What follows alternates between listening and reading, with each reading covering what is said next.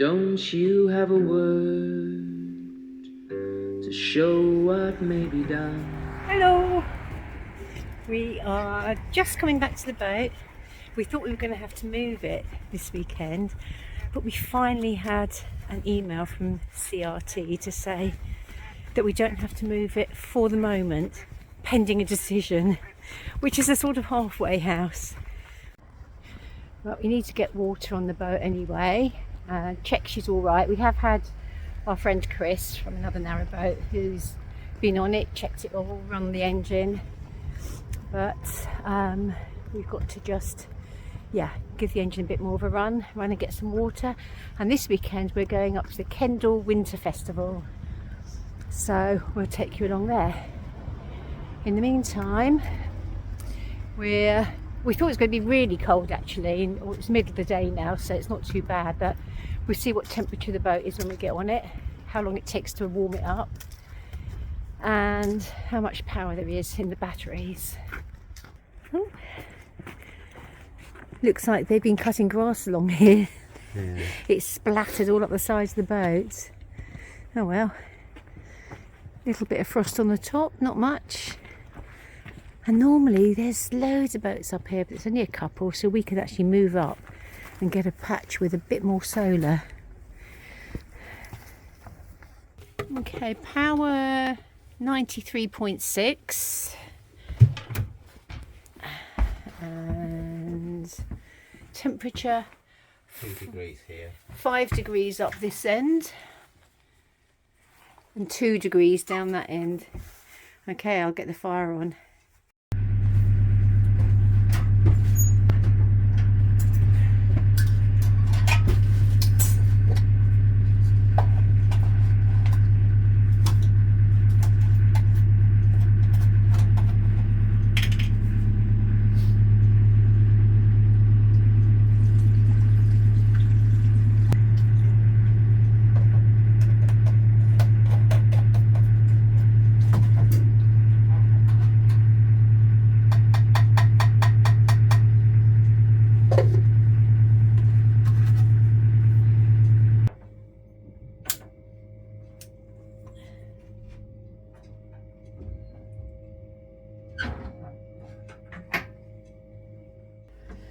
Right, hurricane heaters on and our bioethanol's warming the boat up, and in the meantime I finished this on the train on the way up today.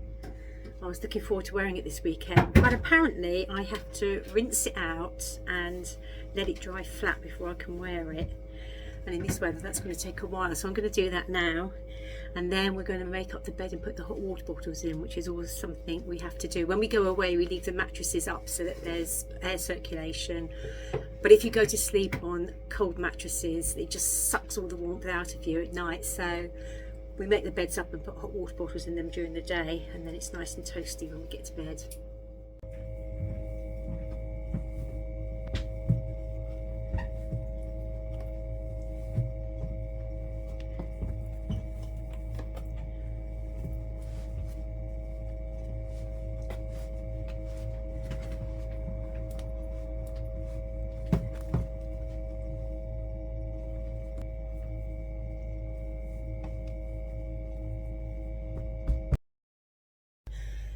Morning. Well, it's about 8 o'clock now and I've been up since 6:30 warming the boat up. It was freezing last night. It got to -4 outside, and when I woke up this morning the boat was only 1 degree. So I've lit the fire and I waited till 8 o'clock to put the hurricane heater on because it's quite noisy and I don't like to make noise outside. I'm just going to go and have a look outside and see what it's like out there. Well, we decided that we'd probably wait till tomorrow to go for water because it's not good for the paintwork to go through ice. Although a boat has just gone up and made a channel up the middle. But I think the temperature's going to go up tomorrow a bit, so we might wait till then. Because it's brass monkeys out here. The ice has melted on the gunnels on that side, so Henry's bravely going out to clear the ice off the solar panels.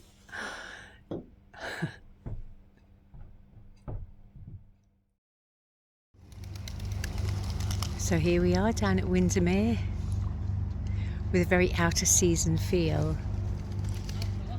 Still people on the boats, but not so many people around, and we wanted to come here now rather than earlier. We've only really passed through Windermere so far, but it's so full of tourists in the summer.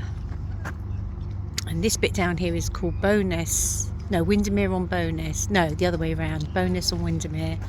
Windermere itself, up the road a bit near the station, is actually just a really tiny little town. Nice down here.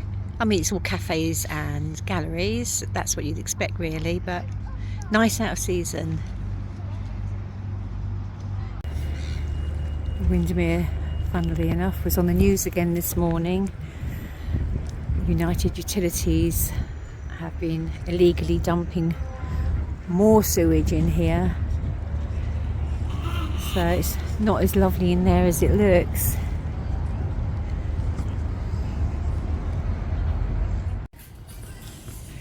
Quick little tour of Bowness, quite nice.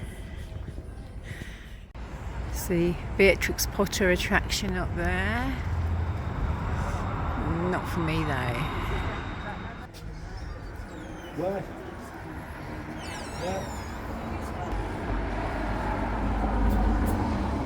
Well, that was Bowness, and a mile up the road we have Windermere.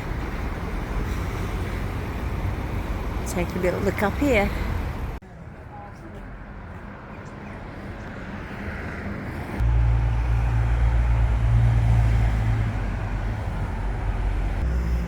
Now this is the place that we've been looking for here. It's the smallest bar in the lakes, and it's very funny, quirky inside.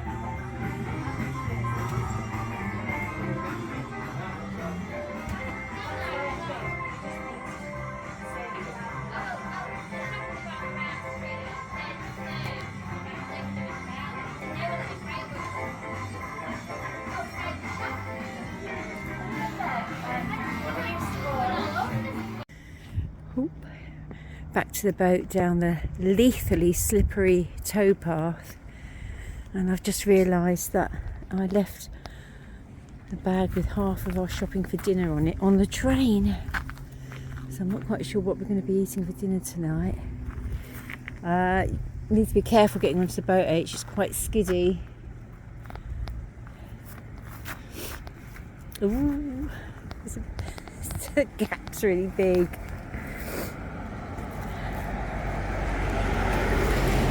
Oops.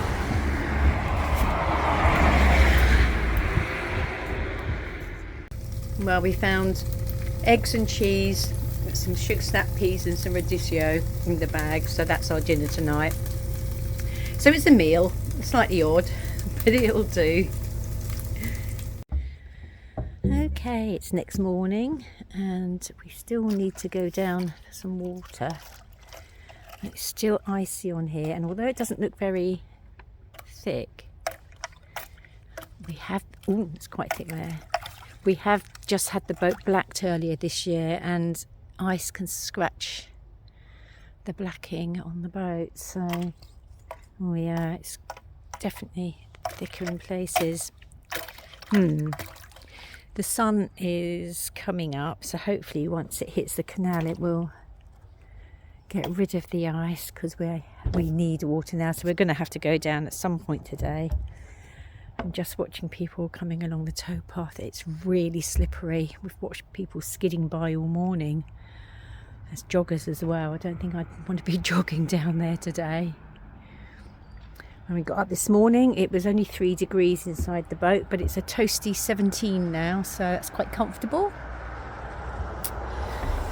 But there is weather coming in. Storm Bert is due to arrive tonight or tomorrow morning, just as we go up to the winter festival, so we'll see what that brings.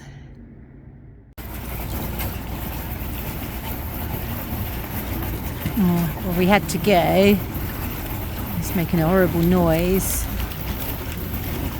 It is actually very thin, so hopefully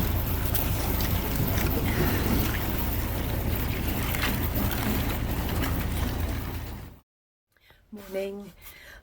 It's about 7:15 and we're just going up to the Kendal Winter Festival, but all the trains have been cancelled north of Preston because there's so much snow and there's a yellow weather warning out. So we're hoping there's going to be a bus up there, so we're leaving really early because our first thing that we're going to is at 10:45 and it takes a while to get there, about an hour and a half if the buses are running.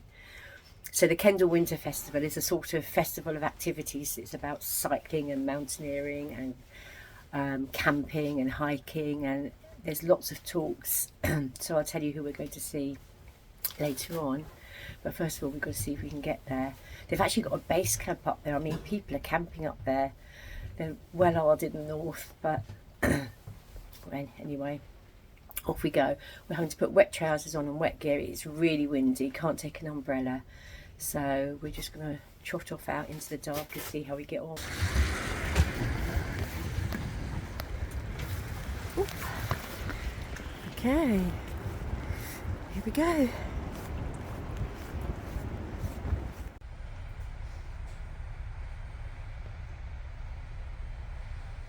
Say it again, not loud. We're in Kendal and it's absolutely tipping it down. Break starts here at 11 a.m. The Kendal Adidas Terrace Trail Run.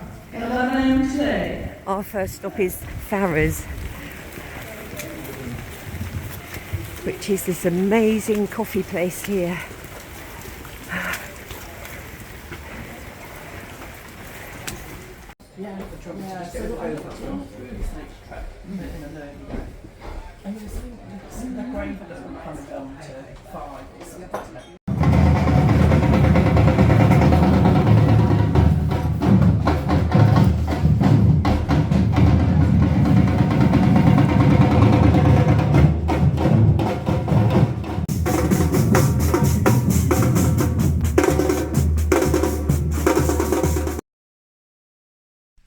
The first person we went to see was a travel journalist called Simon Parker, who had cycled 4,000 miles across America and regaled us with stories about all the things that happened to him on his trip.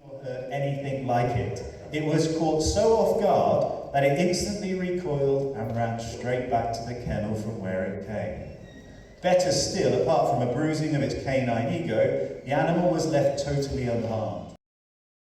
Secondly was Jack Cornish, who's walked from Land's End to John O'Groats and has written about the lost byways of England and heads up the Ramblers Association. We've just had lunch and we've got an hour until the next speaker, so we're going to head on down to base camp and see what they've got there. There's 30,000 people in Kendal this weekend and they're all wet.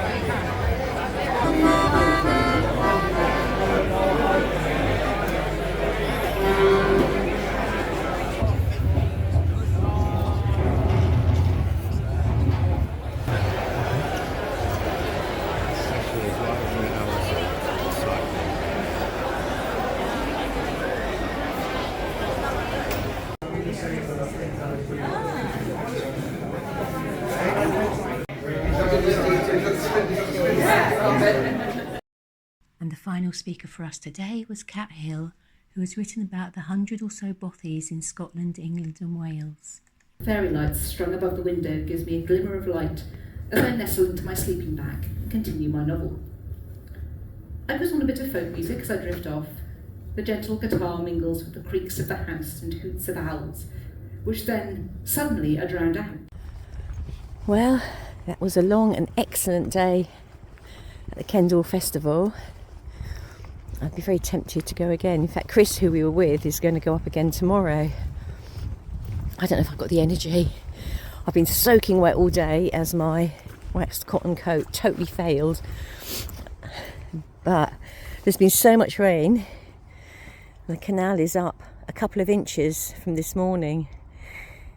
So we're fully expecting the boat to be on the tilt when we get there. But what a fantastic day it's been. We can see that the boat is up higher because all the lines are loose. So that's good. We could pull it in closer, but then if the water dropped, it definitely would tilt then. So we'll leave it where it is. And hopefully the boat will be a lot warmer today than it has been in the last few days. Look at that, 11 degrees, practically balmy. Right, well I've been up since 2:30 this morning, so I'm going to light the fire and then it's over and out. Go to sleep. Probably will. Well, that's it for this weekend. We're going to try to make our way back to Brighton now. There is flooding on the line, so it might be a long journey today. And I'll go back with the stinking cold, so it's going to be a long day. But have a good week, everyone, and I'll see you on the next video, whenever that will be. Bye for now.